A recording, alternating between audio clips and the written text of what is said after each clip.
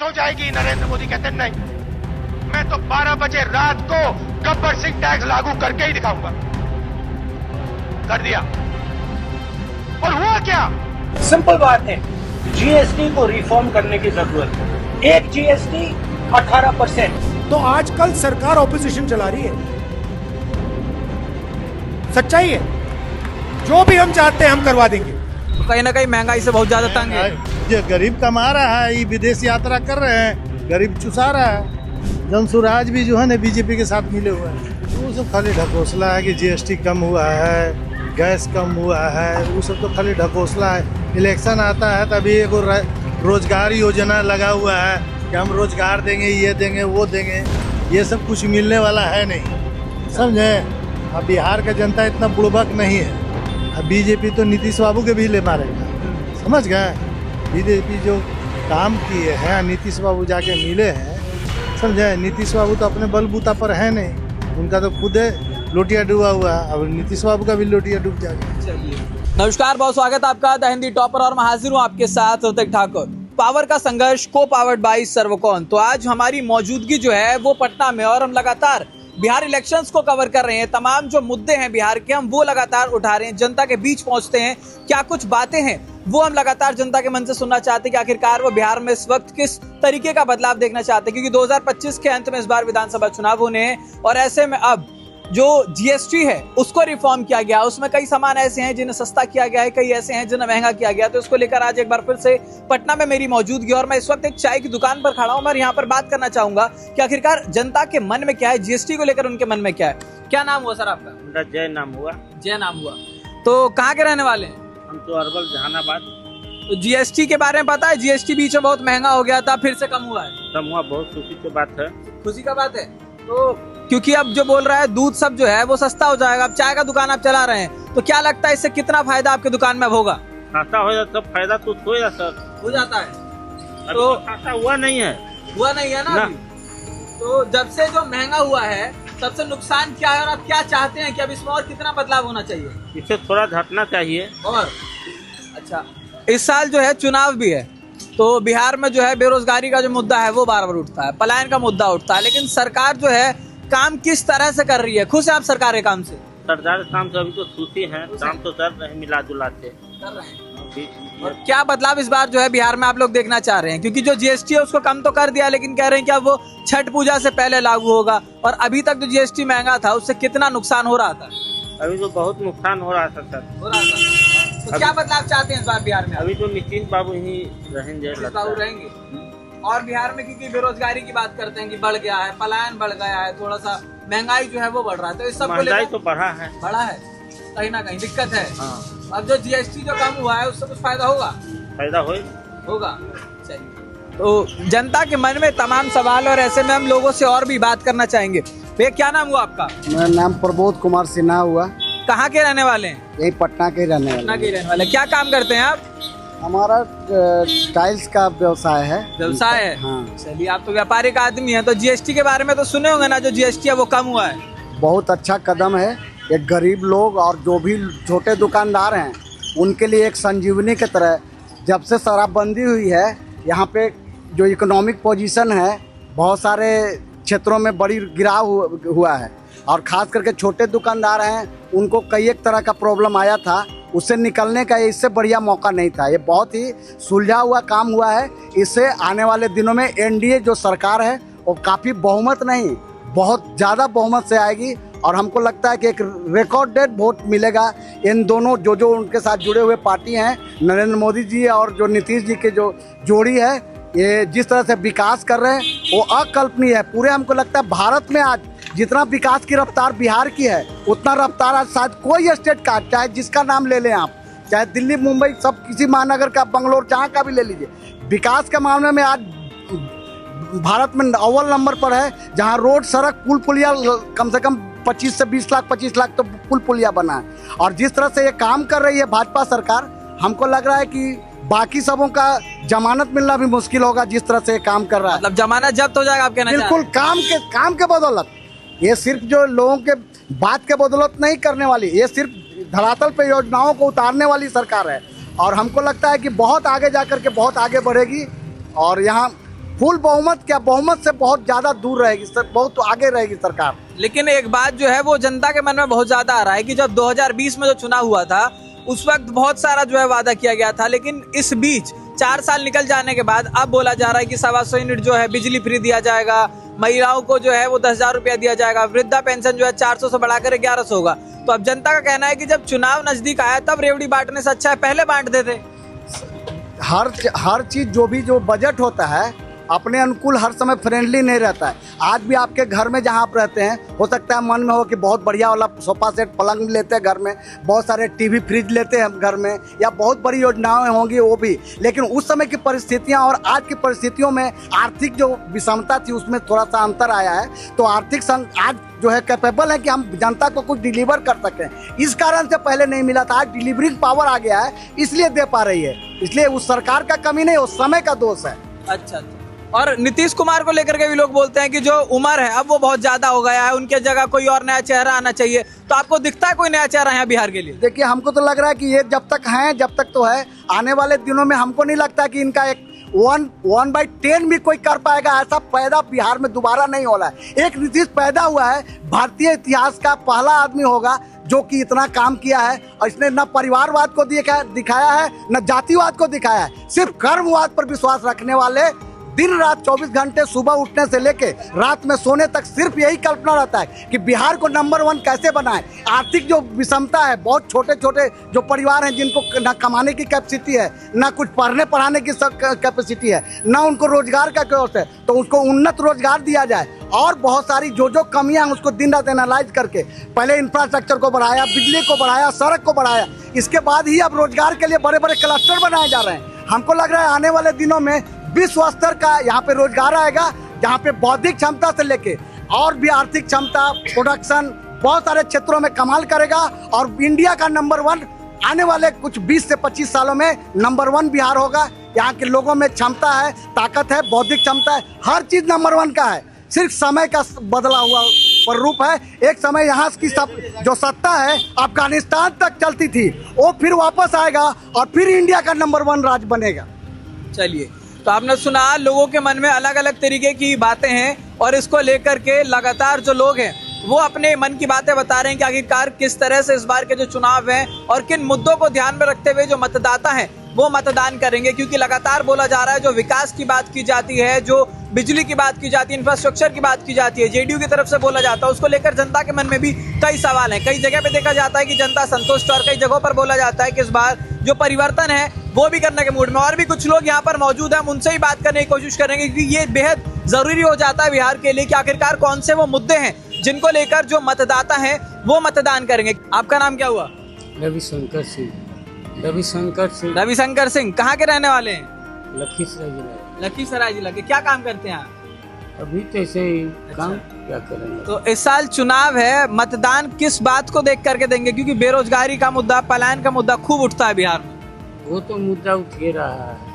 तो आप क्या चाहते हैं, इस बार बिहार में क्या बदलाव देखना चाहते हैं? बदलाव क्या होगा, जो अभी है वही रहेंगे भी। कितना बदलाव करने के लिए चाहेंगे तो नहीं बदल सकते। मतलब बिहार में कुछ बदलाव चाहेंगे तो हो नहीं पाएगा? नहीं हो पाएगा, जब तक मोदी जी रहेंगे तो नहीं बदलाव।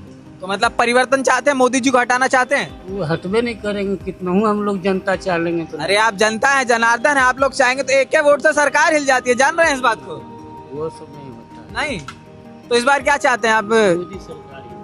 मोदी सरकार ही बनेगा, नहीं हट पाएगा वो? हाँ, कभी नहीं, अभी 2 टर्म में। चलिए, तो यहाँ पर बहुत सारे लोग हैं हमारे साथ, हम बात करने की कोशिश करेंगे। क्या नाम हुआ जी आपका? मोहम्मद नूर हसन। कहाँ के रहने वाले हैं? पटना ही के। इस साल विधानसभा चुनाव, और ऐसे में अभी जो जीएसटी है उसके बारे में सुने होंगे कि जीएसटी कम हुआ है, तो इसको लेकर क्या कहना चाहेंगे? वो सब खाली ढकोसला है कि जीएसटी कम हुआ है, गैस कम हुआ है, वो सब तो खाली ढकोसला है। इलेक्शन आता है तभी एक रोजगार योजना लगा हुआ है कि हम रोजगार देंगे, ये देंगे, वो देंगे, ये सब कुछ मिलने वाला है नहीं, समझे? अब बिहार का जनता इतना बुड़बक नहीं है, समझे? जितना मोदी जी समझ रहे हैं कि बिहार का जनता बुड़बक है, तो बुड़बक तो है नहीं, समझे?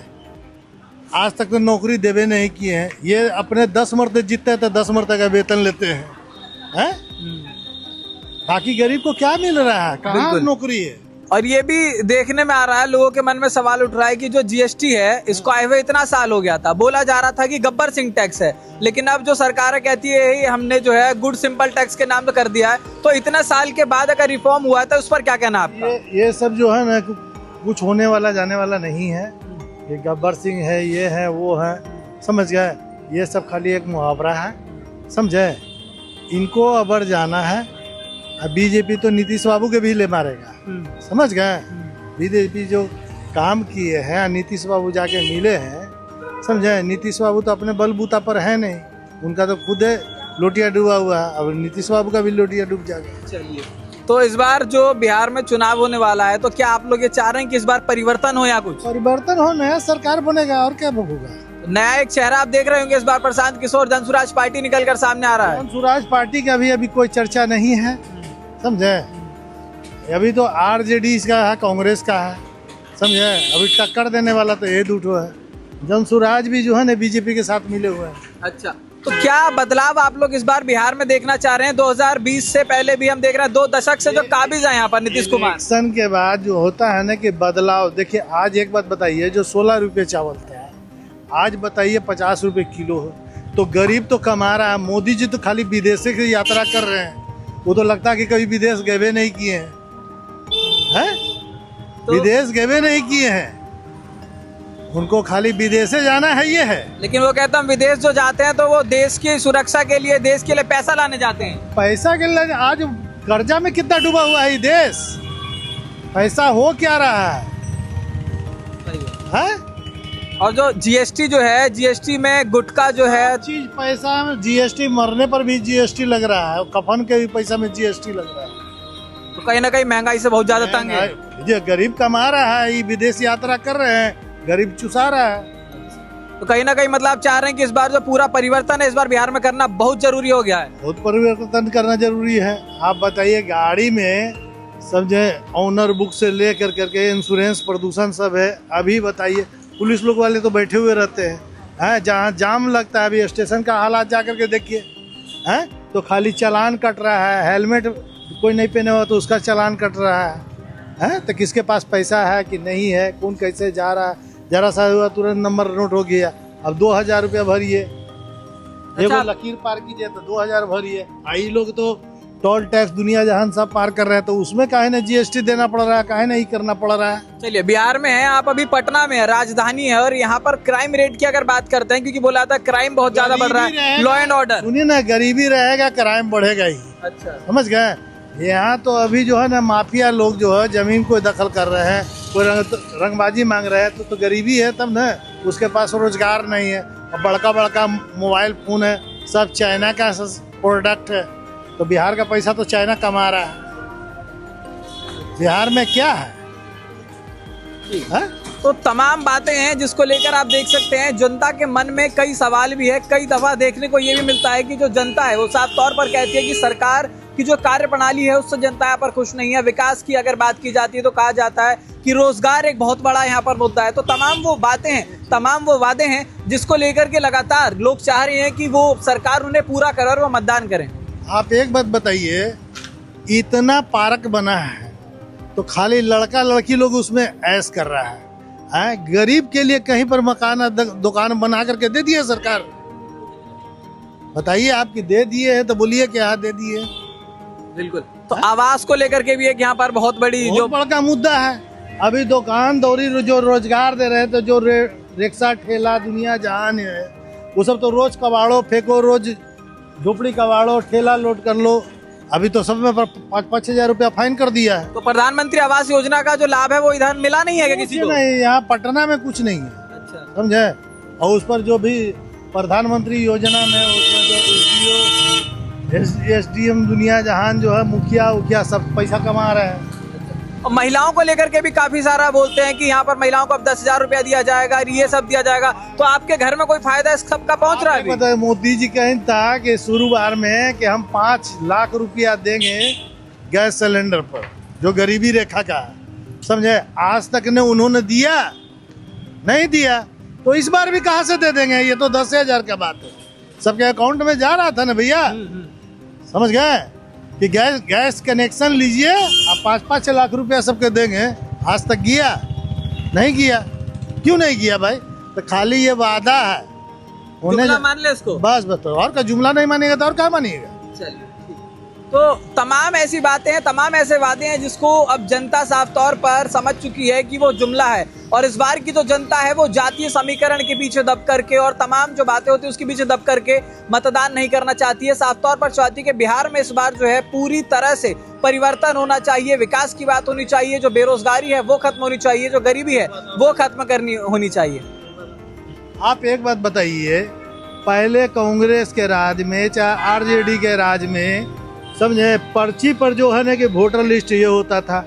आज ये बताइए कितना लोग जो बीजेपी वाले हैं कितना वोट में ये हस्तक्षेप कर रहे हैं? पहले ही से उनका हायर कर दिया जा रहा है कि ये करना है वो करना है, बाकी सब विदेशी है, तो राजस्थान का, तो पाकिस्तान का, तो फलाना है, तो ढिमकाना है, यही सब नहीं हो रहा है जी। वोट काटने के लिए बोले थे कि 61 लाख आदमी का जो है वोट कटा है। आपके नजर में कोई दिखा है आपको जिसका वोट काटा गया हो? मेरा खुद कटा है। आपका खुद वोट कटा है? जी। तो ये बात तो आप अभी तक बोले ही नहीं। नहीं, ये तो खुद कटा है, राशन में से नाम कट गया है, समझे, वोटर लिस्ट में से नाम कट गया, वाइफ का है, बच्चा लोग का है। अब बच्चा बताइए कि मर्दाना से बाल बच्चा कहाँ से हुआ?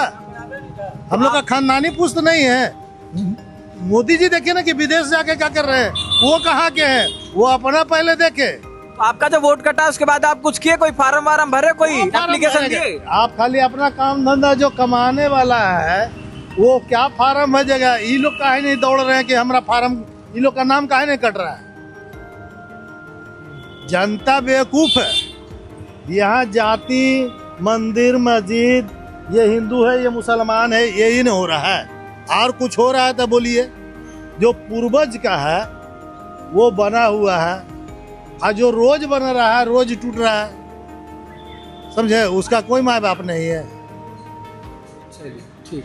तो वोट जो SIR की जब बात हो रही थी तो 61 लाख जो मतदाता हैं उनके नाम कटने की यहाँ पर बात हुई थी। और जैसा कि साफ तौर पर अभी हमारे सामने उदाहरण है जिन्होंने बताया कि इनकी पत्नी का नाम उसमें है लेकिन इनका नाम जो है वोटर लिस्ट से कट चुका है, राशन कार्ड से कट चुका है। तो तमाम ऐसी बातें हैं जिसको लेकर अब की बार जो जनता है बिहार की पूरी तरह से वो जागरूक हो चुकी है और उसी को देखते हुए वो मतदान भी करेगी। तो तमाम ऐसे बिहार इलेक्शन को लेकर अपडेट के लिए आप लगातार हमारे साथ बने रहिए द हिंदी टॉप पर।